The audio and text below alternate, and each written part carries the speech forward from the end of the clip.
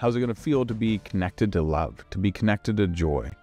What would it look like for me to show up in this new, more magnetic, powerful way? How do I repattern myself when I get off track again, right? Because you're going to get off track occasionally, but how do I get back on track faster?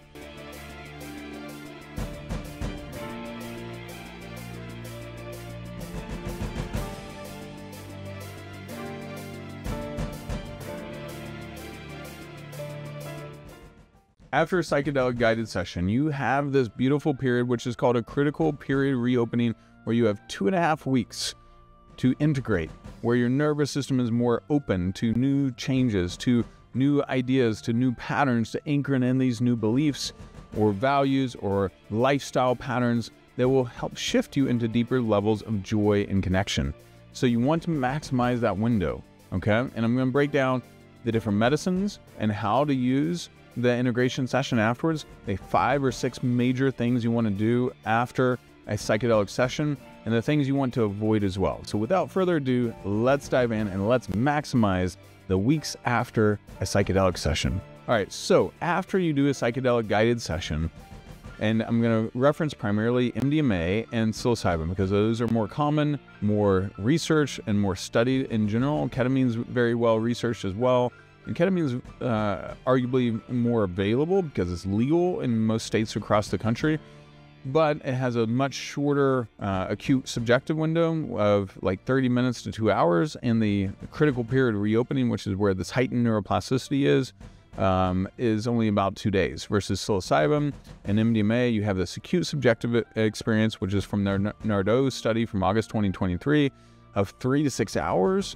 With psilocybin and MDMA, and then with the critical period reopening, it's up to 2.5 weeks. So 2.5 weeks where your nervous system is basically open to the equivalent of like a 2.5-year-old, right? Where your body and your mind can change faster. Your new social patterns can change faster. Now, I will put a disclaimer that the measurements for the critical period reopening was primarily done on rats. And now, rats' life cycle in terms of psychedelics is pretty similar to us as humans from what we know. Obviously, there's more to unpack, so much more research to be done, but in the early stages of research, those are some of the indications, okay? So, without further ado, let me break down the major things. The first thing you want to do, arguably, is journaling. And this is deep, thoughtful, reflective journaling where you're fully present.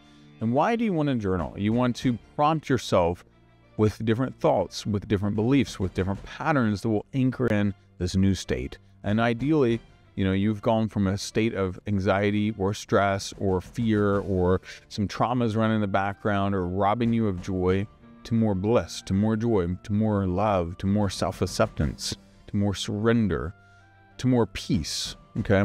So how do you anchor that in? You want to reflect and ask questions, like 5 or 6 questions, and have deep focused journaling time, ideally with a little non-vocal music, and do questions like, hey, what am I letting go of in the future?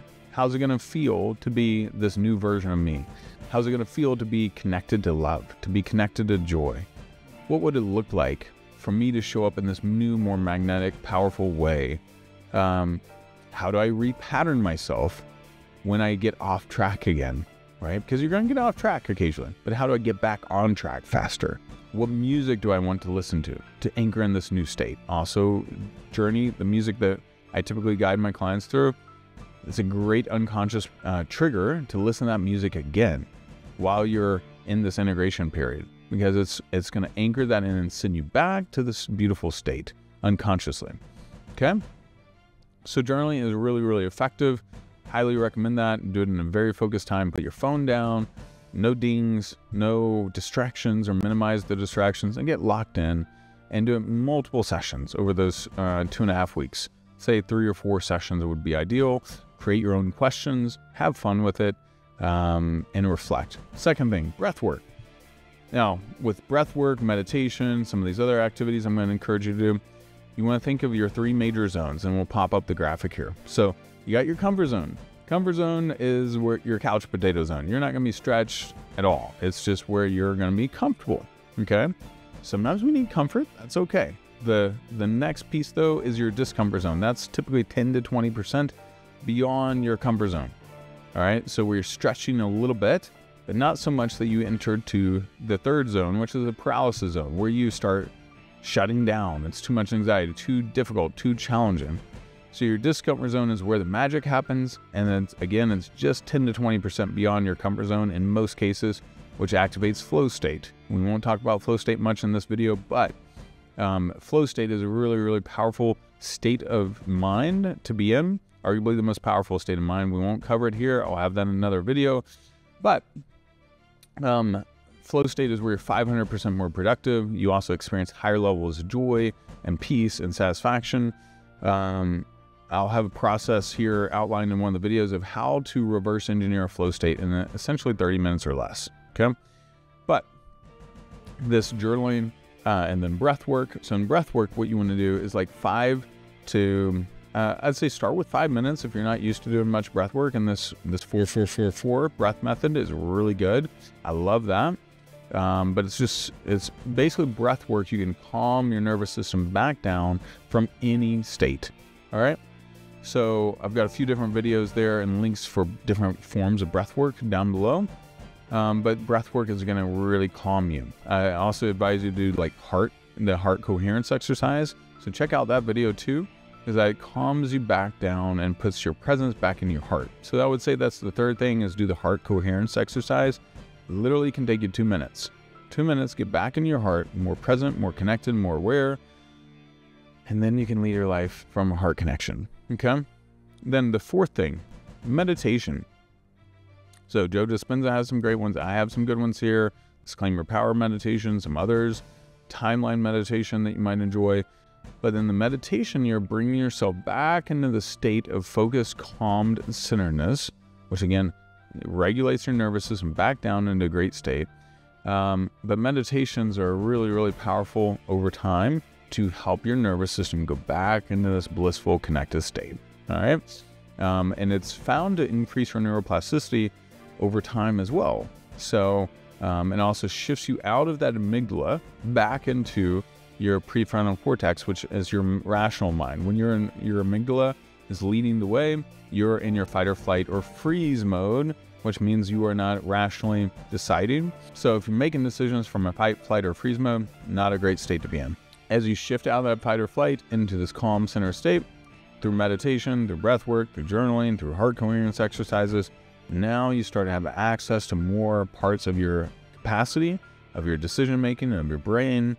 And then that brings me to the fifth thing, which I would encourage you to do, is do calm, peaceful exercises, like walks in the park, hikes in nature without technology, meaning you put your phone down. You're not listening to your music on AirPods or a podcast.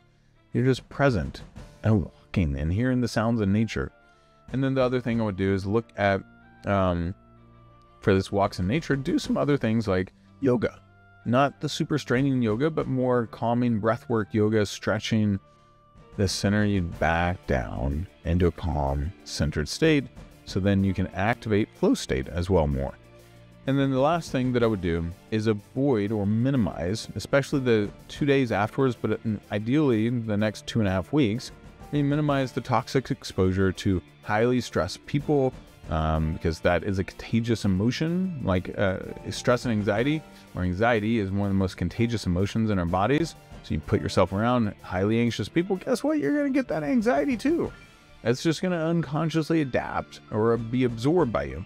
But minimize people that are going to trigger you, or environments that are going to trigger you, or highly stressful situations. So, you know, if you have the luxury of having a day in between, like the day after the session, don't jump right back into work, right? Stay, if you traveled in, or I traveled to you, stay an extra day and relax and center in and get connected with you and enjoy this beautiful opening and this relaxed state, so you can anchor it in and solidify it even further, which will allow the integration and the deep work we've done to go so much further. Hope you enjoy that. Share this with someone else that needs to know, and check out the integration guide down below. See ya.